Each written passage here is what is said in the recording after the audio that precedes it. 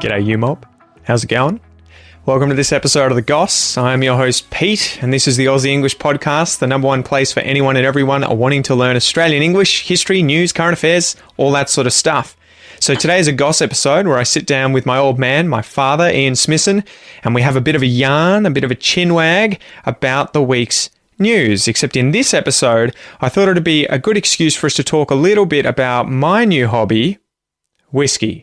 So we talk about booze, grog, the piss. These are slang terms and other words for alcohol, alcoholic beverages. We talk about rum, whiskey, vodka, beer, and the different ways in which they are produced and, you know, what we like, what we think of them. Anyway, I thought it would be a good chat for you guys who are interested in alcohol. And without any further ado, smack the bird. Hopefully he's not too drunk, although it's a kookaburra, you never know. Let's get into it.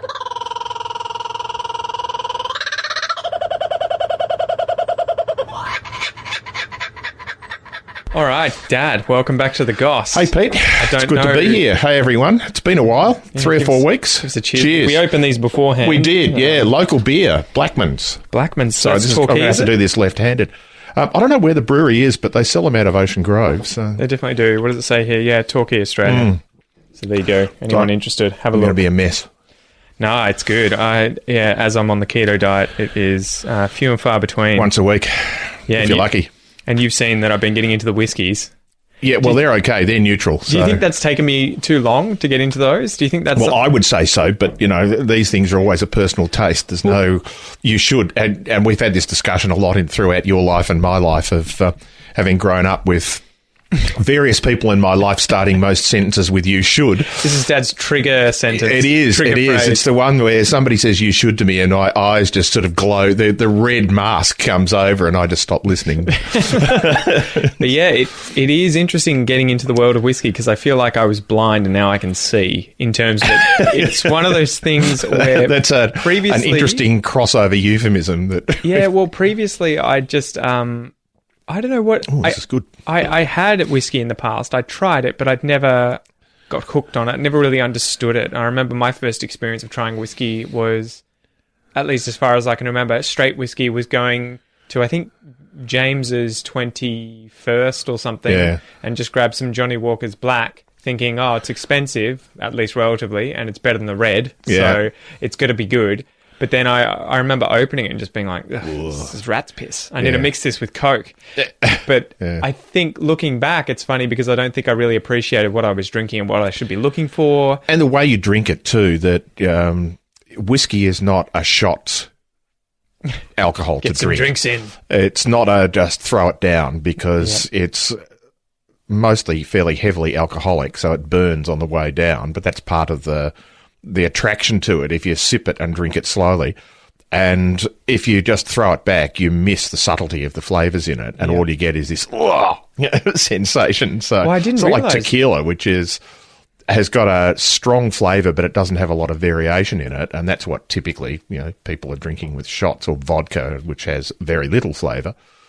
So yeah, I know. Well, it is interesting. Do you want to talk a little bit about, for obviously all of the people who are interested in alcohol and the different kinds of liquors that you can buy, what are the basic liquors that you're going to encounter when you go into a liquor store, into the bottle-o? The bottle-o, yes, the bottle shop. How do they differ from one another in terms of how they're made and taste and everything like that? This is with the usual disclaimer that I'm not an expert, so anything I say will either be made up or... fabricated. No, it won't be fabricated. It'll be my experience rather than my intimate knowledge of the details of it. But look, if you're talking about distilled liquor, then it's distilled alcohol, which is simply taking some form of plant material that will ferment and produce alcohol. And do you want to talk about quickly what the fermentation, why is that an important step when it comes to making alcohol? Well, fermentation is the actual process of breaking down the carbohydrates in the plant material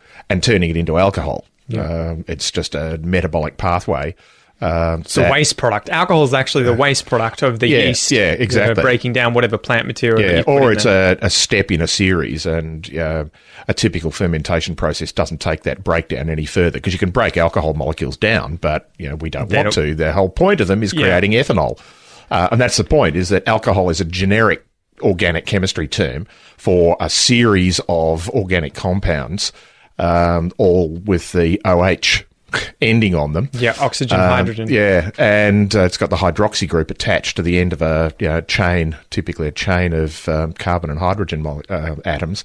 And it's the ethanol that we're actually trying to produce. Yeah. Methanol is toxic, and some of the others are far less drinkable as well. They're toxic as well, although we have different uses for those in industrial chemistry as disinfectants and those sort of things. But so it's ethanol that we're trying to produce, and fortunately that's the major product of breaking down sugars in plant material.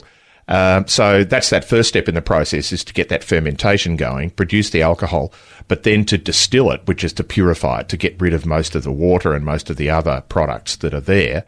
And you can use almost anything. People have used that potato peel to make alcohol. But the typical ones are malted barley. Malt is that compound that gets produced as the barley seed germinates. So what happens there is you end up with a grain that is barley, and you add water to it in order to get it to grow, to germinate. And as a result of germination, the proteins and the other chemicals within the seed change as the plant starts to grow. And I guess with something like whiskey, you can have a malted whiskey, and you've cut the process of malting, right, of germination with the smoking that happens to the grain. But the crazy thing is, right, this is always what confused me. It seems like vodka and gin tend to be effectively the same thing, really, except that gin is flavoured, right? Yeah, vodka is good if you can't taste anything, but it's effectively ethanol and water. Yeah, basically. Now, the vodka aficionados will be rolling their eyes back in their head and going, "You Philistines don't know what you're talking about." Yeah. And they'd be absolutely accurate with my understanding of vodkas. But typically vodka has very little other compounds in it other than alcohol. That was always my definition, though, of a good vodka. It was one that went down easy and did burn. Yeah. Right? And it was usually Grey Goose. Yes. Is one of my favourites. Whereas gin is a secondary distillation. So they are actually gin producers are not producing the alcohol themselves typically from a normal distillation process. They'll buy a huge vat of alcohol. Distillate. Distillate.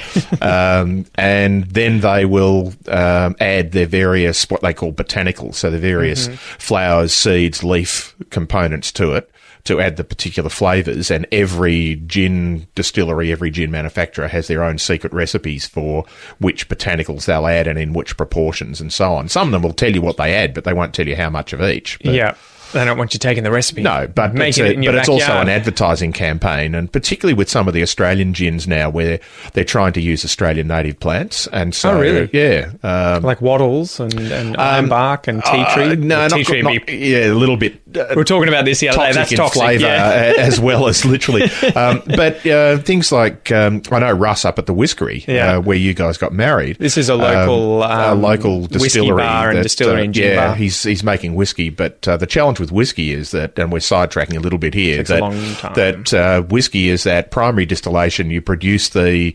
alcohol and then you put it in barrels, and they're secondary barrels. They're not just straight wooden barrels. They're typically barrels that have either had sherry or often another form of whiskey. But back to gin quickly. And then they go back to gin, because gin you can produce instantly. So whiskey will take a minimum of 8 to 10 years typically sitting in a barrel in order to give it the flavour they want.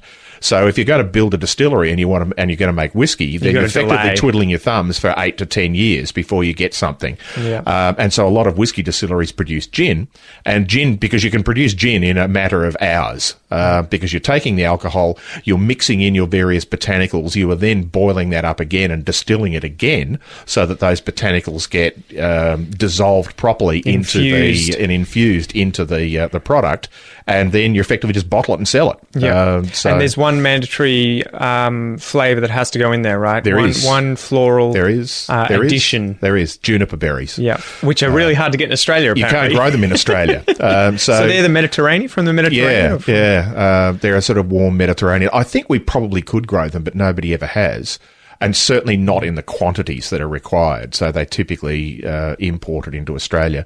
And that's one of the challenges of small gin distilleries in Australia. If they're not producing, because you've got to buy this stuff by the ton, because it comes in a ship, or it just costs way too much. Yeah, and so you're not going to go, can I buy 10 kilos and import it? Yeah. So there's people who are buying tons of it, but even if you wanted to buy a ton, it's still very expensive. So a lot of those small gin distilleries go in as a collaborative and purchase a bulk lot and then break it up. That's what gin is, and then a whole bunch of other things. So I was just going to say that Russ at the whiskery, his latest gin that he'd made has Australian saltbush. Yeah, that's right. One of the elements in it, and it adds this. It's a subtly salty flavour, but it also has this really distinctive. If you go down and find saltbush anywhere, and there's lots of species of saltbush, and I don't know which particular one he's using. It's probably a local one around here, but that's pretty cool. You can actually just go and pick the leaves off and rub them and then smell them, and they have these sort of really interesting smells,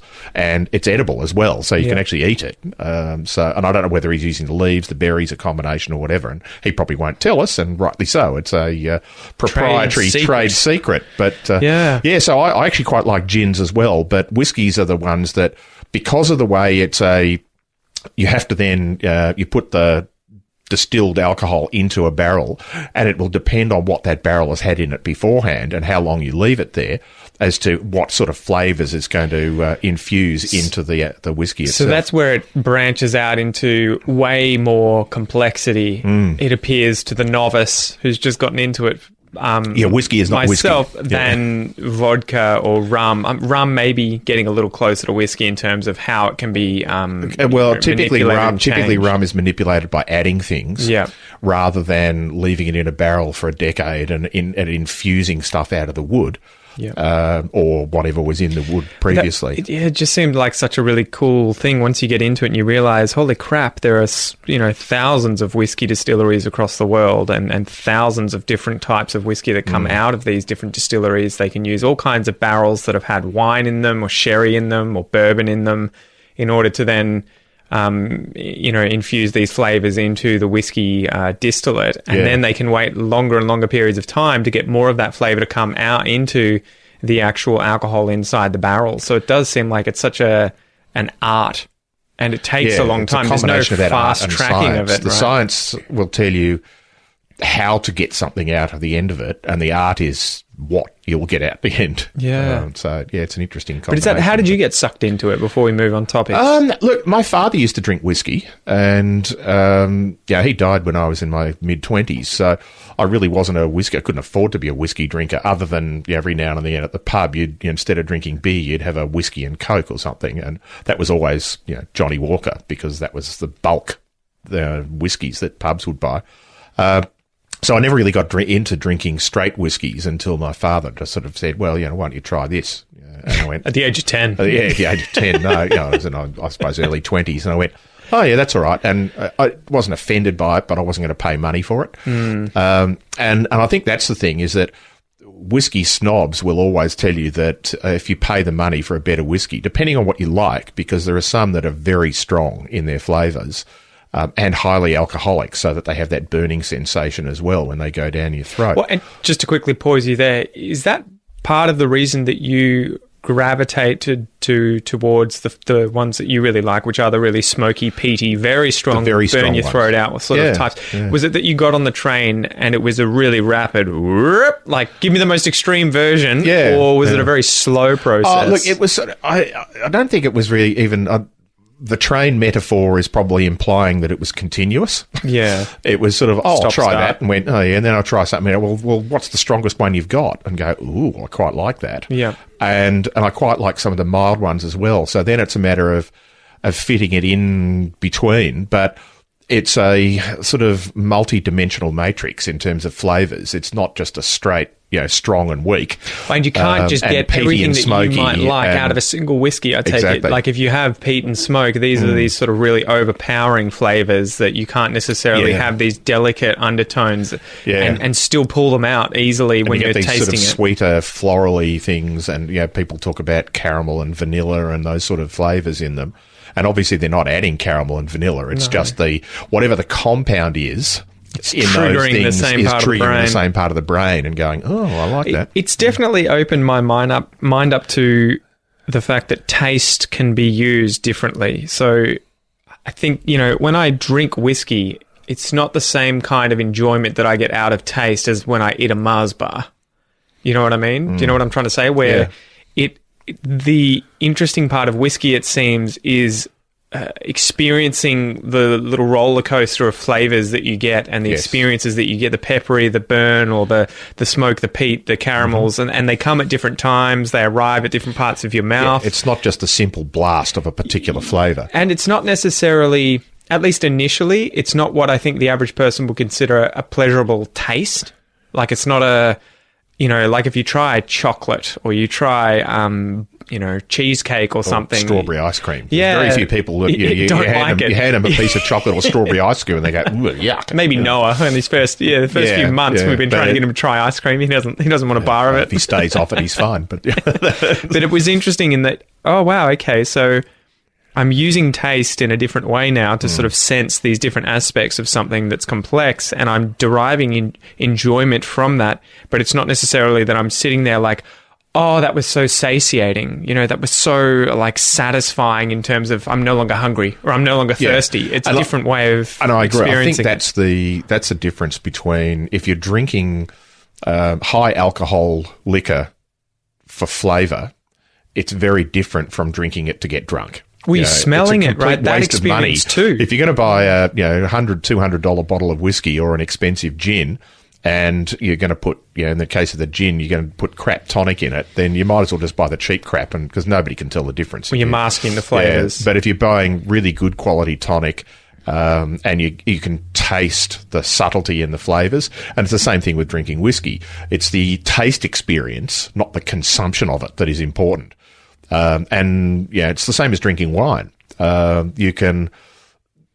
A part of the experience with whiskey and wine is the swallowing process. So the whole thing about, and I never understood, I'm not a wine connoisseur. I enjoy drinking wine, and there's some particular varieties and brands of wine that I really like, but it always amused me that wine tasting, the theory of wine tasting is that you slosh it around the mouth and then you spit it out.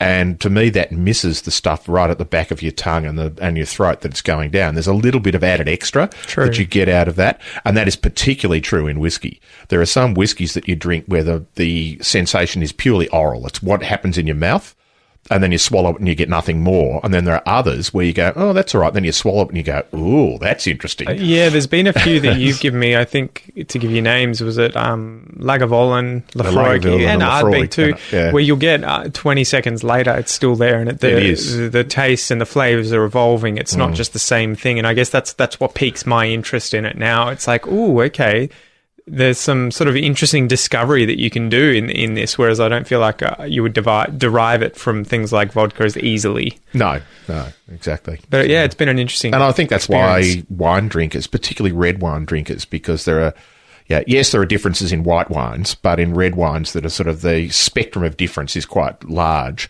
And so I think that's why wine drinkers get the same thing, where they can actually get the subtlety and the flavour and so on. You should probably quickly mention the difference between the way in which whiskey and wine is aged too, because that's very interesting, isn't it? Yeah, well, it's whiskey. The age of a whiskey is the amount of time it spends in the barrel. It can sit in the bottle for 100 years after that, and theoretically it won't change. Because in the barrel it's pulling the taste out. Because in the barrel, once it's out and sitting in glass, then it's done. Unless there's a leakage somehow in the bottle, and that you've got things evaporating, which means that you're going to be evaporating alcohol away, and it'll reduce its alcohol content because the alcohol is it's more volatile than the water, so it's going to evaporate differentially. And the ratio of alcohol to the other liquids in there will affect the flavour that you get when you're drinking it. Yeah. So, but ultimately, a whiskey should be the same when 5 minutes after it's bottled or 5 years after it's bottled. If bottled correctly. Yeah. Whereas the wine, because the wine will still have sugars in it and it will still have some other components in it that will theoretically continue to ferment, then the wine will change its flavour over a period of time, which is why wine experts will tell you when you taste a wine and you put it away, some of them will say, oh, look, this one will be better in 5 years, or drink this one tomorrow because it's only going to get worse. And typically white wine goes off quicker than red wine, off in the sense of it gets more vinegary, so that fermentation process changes. So it goes to this acetic acid rather than alcohol, and that's a breakdown product of alcohol. Whereas there's nothing in the whiskey left to continue that alcohol breakdown. Well, I think you'll notice that with wines too. When I was working in the restaurant, we would have a limit of a few days that you could use a bottle to give glasses. Oh, once it's opened. Yeah. A white wine will last a few hours. Yeah. You probably wouldn't, unless it's refrigerated. Yeah. And even refrigeration, it probably won't last more than a few days. Yeah. A red wine will last a little bit longer, but not much. I remember having a few of those though. They'd be like, oh, have a knockoff drink, have some wine. And it's like, why do you want to give me the wine? Oh, because the days, the time period's almost up that we need to get rid of it. And you try and you'd be like, yep, we're past it. Yeah, exactly. Anyway, awesome. Well, good to have a little recap of all of that. And so you know what Pete's been up to for the last month now, don't you? I think I've been ranting about it. You probably see it in the background. Yes. But it is interesting. I don't know. I'm diving deeper in. I think I come at the whiskey thing maybe just as at hobbies. I mean, you know better than it, probably me, of how obsessive and deep I go into these things. But it seems like at the moment I'm at that stage where I'm just so interested in trying everything to really get an idea of what I really like. But you are much more, here's what I like, and I don't drink because I'm searching for new things or new experiences. I'm drinking because I like it. But I'll try, if somebody says to me, oh, you really like that one, then why don't you try this one? You should. Yeah. Get out of here. Yes. Why don't you? Why don't you? Is the polite you should. If I were you, that's I would. Yeah, that's the opening line. If I were you, I would is just a way of saying you should. But no, so I'm much more in the line of there's a handful of whiskies that I really like. Yeah, I know that I'm going to spend between sort of, $80, $90 up to $150 on a bottle. A day? No, on a bottle that will, and I'll have 3 or 4 bottles will last me a year. Yep. Because I don't drink it that often. And so I look at it and go, well, why would I buy something that I'm not sure of for that amount of money? Mm-hmm. I'm happy to taste somebody else's and then go, oh, yeah, I might add that to my list. Or if somebody says, oh, you really like the Ardbeg whatever, try this one because it's similar, but it's a little bit different. Well, and you've got a history with those brands that you already like anyway, so you're not just going to be, oh my God, it's lemonade. Yeah, exactly. It's rat poison. Yeah. Anyway, thanks, Dad. Let's move on to the next topic. All right, guys, thank you so much for joining us. Me and Noah, he's here as well, smacking the microphone with his spoon. That was another episode of the Goss. Don't forget, guys, if you want to get access to all of the Goss episodes, the transcripts, the MP3s, the videos, the entire episodes from 1 to, I think we're up to like 40-something now. Yeah, that's it, mate. Just go to aussieenglish.com.au and you can sign up for those. Anyway, I'm Pete, your host. This has been another Aussie English episode. It's a pleasure, and I'll see you soon.